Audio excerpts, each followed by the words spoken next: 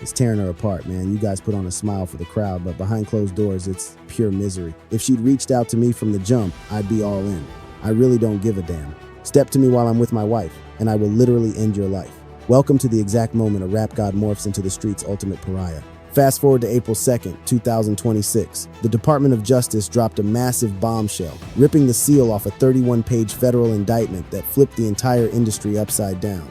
Buried in those legal papers, one specific set of initials kept popping up like a glaring red flag. R.D. Radrick Delantic Davis. Better known to the world as Gucci Mane, those official records paint a devastating picture, alleging the trap pioneer sat down with the feds and explicitly pointed the finger at Pooh Shiesty and Big 30. Dropping their government names, rap aliases, and even their social media tags, the fallout was absolutely instantaneous. Barely 48 hours passed before 50 Cent started trolling with memes, while Rick Ross started broadcasting his 2 cents all the way from Prague. Asian Doll completely lost her mind online. Behind bars in Atlanta, convicts were literally tearing down their Gucci Mane pictures in pure disgust. Social media courts wasted zero time dropping the gavel. The consensus? Gucci Mane had officially turned informant. But before we jump to conclusions, let's get the facts straight. Stick with me, because in the next few minutes, I am going to unravel the exact nightmare that went down behind the closed doors of that Dallas music studio. We are uncovering the motives behind Pooh Shiesty reportedly aiming an AK rifle at his mentor, separating street rumors from actual legal documents and exploring how a 2-decade legacy could evaporate overnight. We aren't just talking about a random robbery. This entire saga boils down to blood ties, millions of dollars, shady agreements, and the tragic irony of the trap god getting caught in his own snare. Time to unpack the madness. To truly grasp the gravity of this betrayal, we have to rewind and look at just how tight-knit this brotherhood used to be. Born as Lonnie Williams Jr. on November 8, 1999, Pooh Shiesty was a Memphis native through and through, raised in the grit of the Cane Creek apartments down south. Music was a family business. His dad, Lonnie Williams Sr., spit bars under the alias Mob Boss, while actively calling the shots over at Mob Ties Records. The kid practically breathed hip-hop. Fast forward to April 2020, and Gucci Mane snaps him up, officially bringing him into the 1017 Records family via an Atlantic partnership. They linked up for their debut track, Still Remember, which hit the streets on June 19, 2020. But the real earthquake struck on November 6th of that same year. He dropped Back in Blood alongside Lil Durk, and the anthem absolutely skyrocketed, smashing its way to spot 13 on the Billboard Hot 100 charts. Today, that single sits at a staggering 8 times platinum status, pulling in upwards of 400 million hits on YouTube. Let the sheer scale of that success wash over you.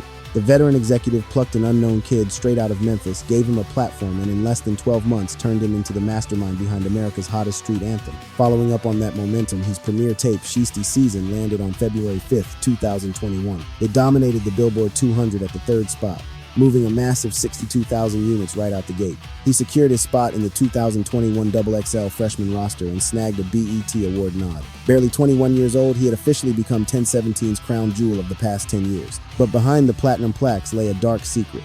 Amidst the glitz and glamour, the rising star was silently battling heavy federal heat tied to an October 2020 gunfight down in Florida. The hammer finally dropped on January 4th, 2022, when he took a plea deal, admitting guilt to a gun conspiracy charge linked to violent offenses. Fast forward to April 20th, 2022. The judge handed down a crushing 63-month sentence. We are talking 5 years plus 3 months behind bars. Even as the cell doors locked, his boss stayed loyal and kept his contract active. Later, in October 2024, a massive purge wiped out nearly the entire 1017 roster. Only 2 artists survived the cut, Pooh Shiesty and Fujiano. Talk about riding for your team. The tide seemingly turned on October 6, 2025. Thanks to stellar behavior, the rapper strolled right out of those prison gates a full 6 months ahead of schedule. Placed under strict house arrest with a tracking bracelet strapped to his leg, he wasted zero time. On December 12, 2025, he unleashed the track FDO, First Day Out. The comeback single instantly conquered the Hot R&B hip-hop charts at number 1 and claimed the 12th spot on the Hot 100, cementing his ultimate career high as a solo act. Which brings us to the million-dollar question. How in the world does someone transition from a chart-topping comeback to supposedly drawing an AK-47 on the very mentor who handed them the world? That horrifying plot twist has the entire music business paralyzed with fear. Here is the terrifying sequence of events from January 10th, 2026. Straight out of FBI Special Agent Brittany Garcia's 31-page sworn statement. The Memphis native allegedly orchestrated a sit-down with his boss at a facility off Dallas Parkway. The official excuse? ironing out the details of his 1017 Records agreement. Believing everything was strictly professional, the label head touched down in Texas accompanied by 2 industry colleagues, listed in the legal files purely as MM and BP. But pay close attention to this next part. Right around 3:43 p.m., a crew of 9 individuals swarmed the building. Leading the pack was the recently freed rapper, flanked by his own father, Lonnie Williams Sr., and fellow artist Big 30, legally known as Rodney Wright Jr. According to the files, the young prodigy pulled his mentor aside into an isolated vocal booth. This is where the nightmare truly begins. Mid-conversation, a phone call revealed a massive problem. His parole officer never actually authorized this trip away from the house. Keep in mind, the guy still had a GPS tracker firmly strapped to his leg. Despite his boss offering to postpone the entire sit-down, the young rapper aggressively doubled down. Out of nowhere, he slapped formal release papers right onto the table. Investigators claim his dad had actually hit up a Staples down in Frisco, Texas, just 2 hours prior to print those exact demands, and security cameras caught the entire errand. When the trap legend flat out rejected the demand, things turned lethal. Prosecutors state the artist whipped a heavy black AK-style firearm out of a bag, aiming it dead at his CEO's chest while screaming for a signature. All the while, Big 30 was supposedly blocking the only exit with his physical weight, capturing the entire hostage situation on his smartphone camera. Chaos bled into the main room. The rest of the armed squad reportedly pulled their weapons on the 2 innocent colleagues, ruthlessly stripping them of their Rolexes, iced-out chains, cold cash, Apple AirPods, and a high-end Louis Vuitton Dufu. The violence escalated rapidly, with one victim, MM, getting thrown into a vicious rear chokehold until he practically blacked out on the studio floor. Court files detail how the label boss was violently stripped of his diamond earrings, luxury timepiece, and even his sacred wedding band. But the most bone-chilling part of this whole ordeal, as stated directly in the government dossier, every single person trapped in that room legitimately thought they were about to be brutally murdered. Just pause and visualize that sheer terror for a moment. But trust me, this insane true crime saga is about to dive straight off a cliff into pure, unfiltered madness. Because the mountain of sloppy clues this crew supposedly abandoned at the crime scene borders on absolute comedy. Almost immediately after the supposed abduction, the accused crews were already flaunting the looted ice and bills online. They basically handed over a confession by boasting about the loot on the gram, yet the digital trail did not stop there. Federal agents secured mobile data proving a highly organized road trip down from Memphis straight into Dallas. Highway cameras mapped every single move those rides made. On top of that, leasing documents linked directly to the rapper's dad proved exactly how they got around. Investigators lifted perfect prints off discarded party cups scattered around the recording space. They also grabbed high-definition security tape from the music facility, the local office supply shop, and surrounding lodges. Then comes the absolute nail in the coffin. The rising star's own court ordered tracking bracelet pinged his exact location right where the madness went down. The guy essentially had a government beacon broadcasting his coordinates while supposedly pulling off a major felony abduction. Over the course of April 1st and 2nd, 2026, federal agents swept through Dallas, Memphis, and Nashville, scooping up 8 individuals. Authorities in Atlanta nabbed the last fugitive, Terrence Rogers, on April 4th. Every single one of the 9 accused got hit with heavy federal abduction and theft charges, with potential permanent lockup hanging over their heads. Why did this happen? State attorneys claimed the young artist felt completely cheated by his 1017 music label agreement. That bad blood over the paperwork ignited serious hostility. Whispers floating around the industry suggested rival boss Yo Gotti wanted to bring the hot prospect over to his own roster, pouring serious gasoline on an already explosive beef. But let us pivot to the massive elephant in the room that has the whole internet talking: the ratting allegations. The moment those official court papers hit the web, chaos erupted online. The main trigger was a specific chapter deep inside the 31-page sworn statement breaking down how attackers were unmasked via social media. Those files alleged the trap pioneer himself pointed out the perpetrators to detectives. Let us break down exactly what got filed in the system. The victim apparently had a real-life relationship with the main suspect, offering up his government birth name, rapper alias, and linking his profile at Pooh Shiesty.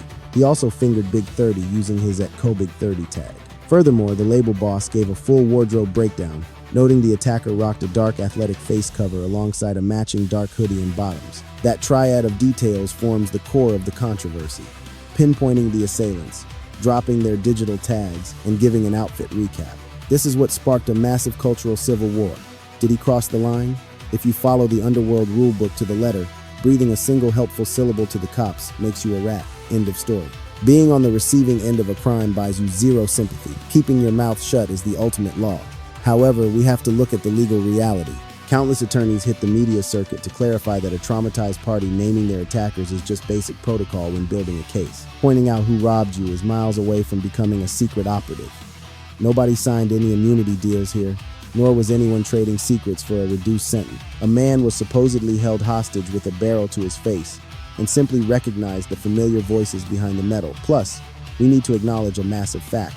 Law enforcement possessed an absolute goldmine of proof way before they ever interviewed the target. They already owned the camera recordings. They held the damning digital breadcrumbs from the tracking bracelet. They downloaded every stupid vanity post featuring the grabbed chains. They lifted the physical handprints. An eagle-eyed courtroom junkie summarized it perfectly.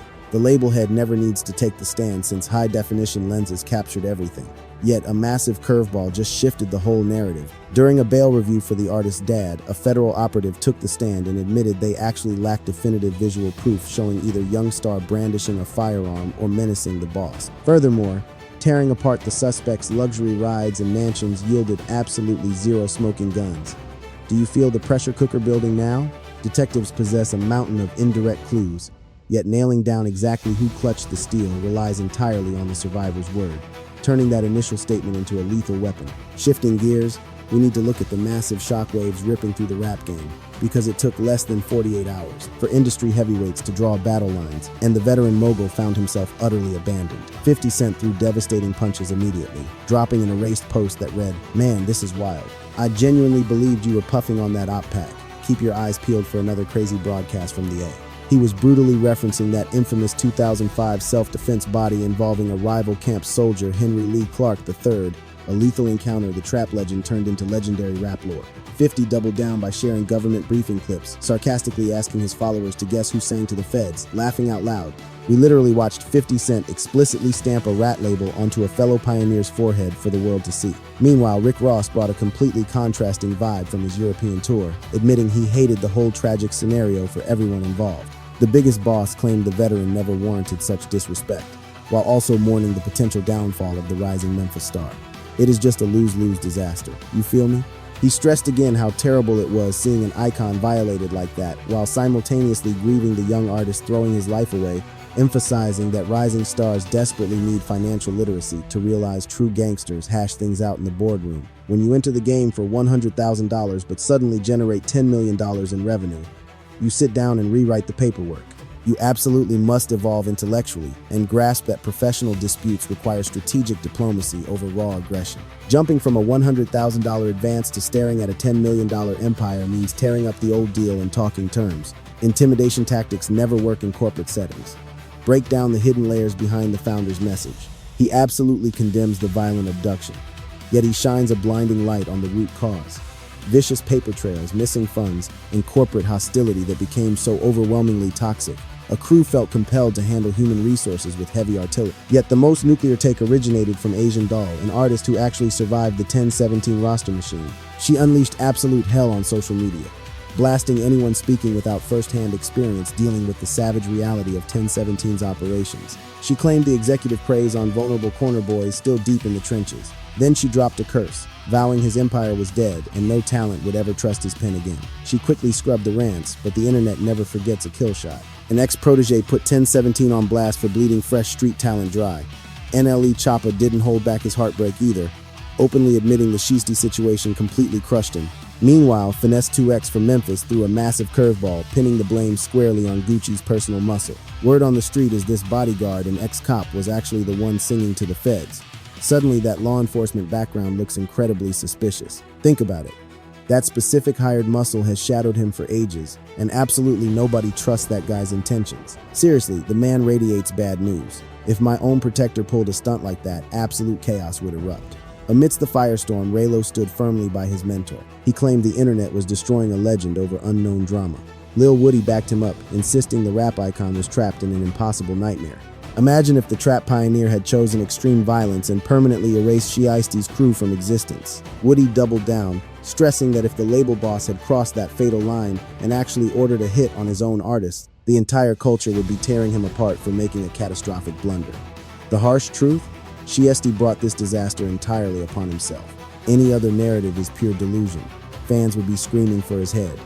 Even his fiercest rival and former right-hand man, Waka Flocka Flame, shocked everyone by refusing to cheer for his downfall. publicly stating that if they aren't seeing eye to eye, he's staying completely out of the crossfire. The Joe Budden crew jumped into the fray too, ruthlessly mocking the irony of those anti-cop bars while dissecting the intense war between underworld rules and civilian justice. Yet the ultimate death blow to his reputation was a leaked prison clip where Atlanta convicts violently shredded his pictures the second those informant rumors ignited. Process that magnitude. The absolute godfather of trap, the architect of Atlanta's sonic dominance, getting disrespected behind bars. The streets had spoken, and their judgment was brutal. We need to pause and slaughter these wild conspiracy theories immediately, because the internet is drowning in vicious lies about this entire catastrophe. To truly grasp the gravity of this nightmare, we must viciously separate hardcore facts from social media fairy tales. Exhibit A, that explosive broadcast supposedly capturing a betrayed artist screaming about his boss talking to the feds. Utter garbage. It was completely fabricated by a troll page openly branded as a massive joke. Exhibit B, that resurfaced interview where the trap legend swore he would never cooperate with authorities. Hustlers twisted that clip to look like a fresh denial, but it was filmed years before this current inferno even sparked. Just shameless clickbait farming. Exhibit C, Whack 100 hijacking academics' platform to scream that the young rapper's dad turned informant back in 2009. Zero proof exists for that devastating accusation. Exhibit D, Charleston White firing off claims that the matriarch accused the label head of pocketing $24 million off her son. Major outlets immediately debunked that massive $24 million exploitation rumor. The narrative that he was left rotting with absolutely zero financial support upon release is pure fiction. This supposed emergency summit in Dallas raised massive red flags. Everyone was screaming. What exactly pushed them to ambush a certified heavyweight like him? Boiling rage over the belief that he hoarded a colossal fortune while leaving his own crew starving in the dirt. He allegedly walked into that room claiming bankruptcy, resulting in a terrifying standoff where they drew weapons and violently extorted their own contractual freedom. Scandals of this magnitude breed chaotic lies at lightning speed. Cling only to hard evidence. But prepare yourself for the darkest, most buried chapter of this saga. The internet has questioned his ties to the feds before, yet delving into his actual criminal rap sheet reveals a shocking twist nobody sees coming. His nightmare with the law ignited back in April 2001, caught dead to rights moving serious weight.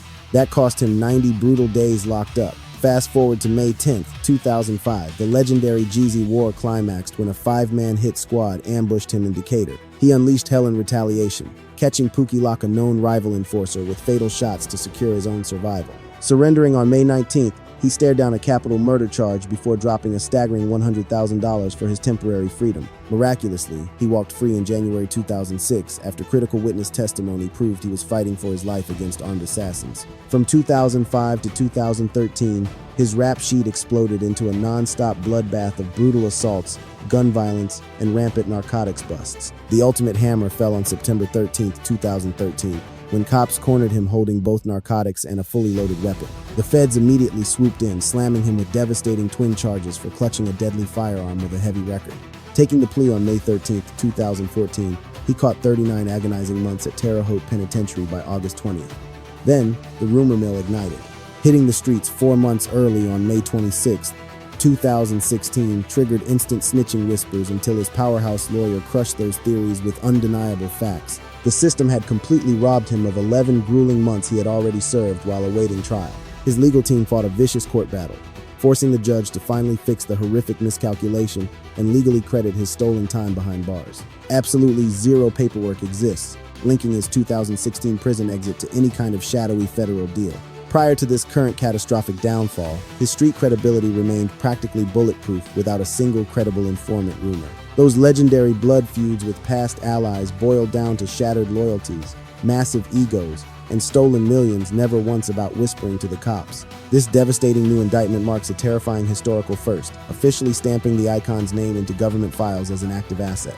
And there lies the ultimate deadly debate: surviving as a victim versus full-blown government treason. Legal professionals believe this exact moment cements his legacy forever.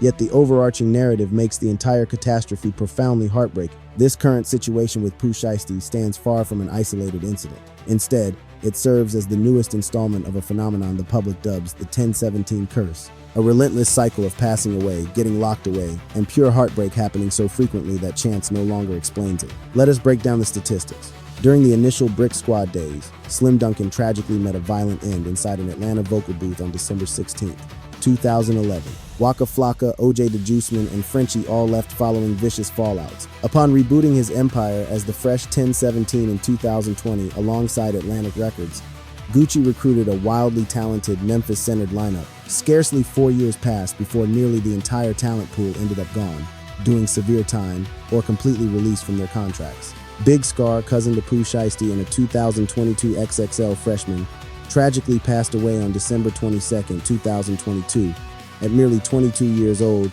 stemming from a devastating medication-related mishap.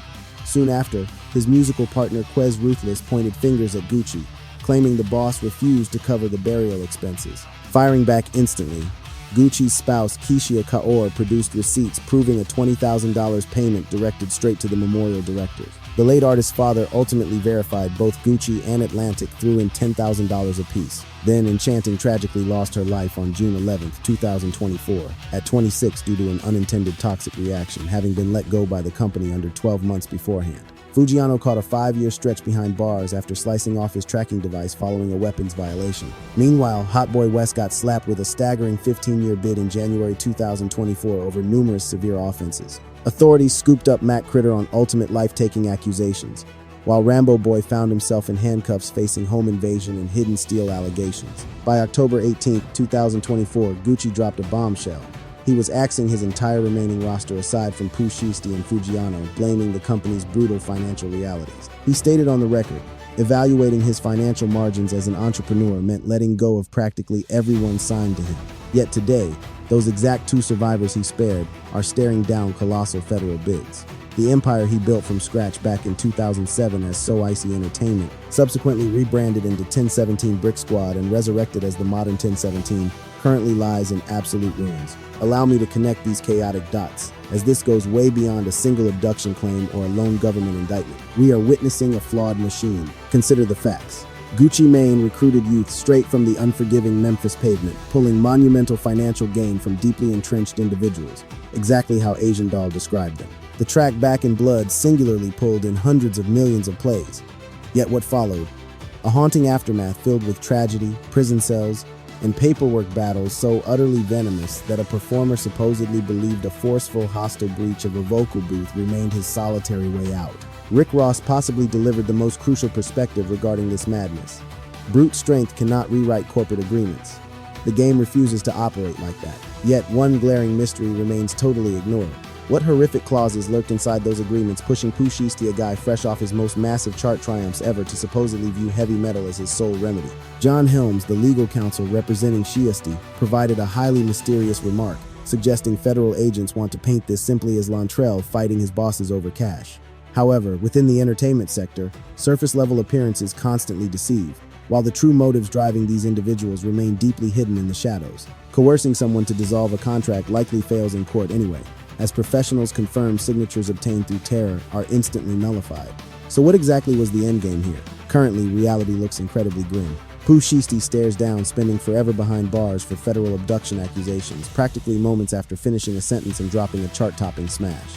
Big 30, his father, alongside 6 additional associates, confront those exact same allegations. To this moment, Gucci Mane remains completely silent, offering absolutely zero public remarks regarding the abduction ordeal or the intense rumors about cooperating with authorities. His solitary hidden reaction arrived on January 13, 2026, right as the snatch and grab whispers ignited, featuring an Instagram flex of his ice alongside the text, "We solely roll diamond splits." The masses instantly viewed this as him laughing off the robbery rumors.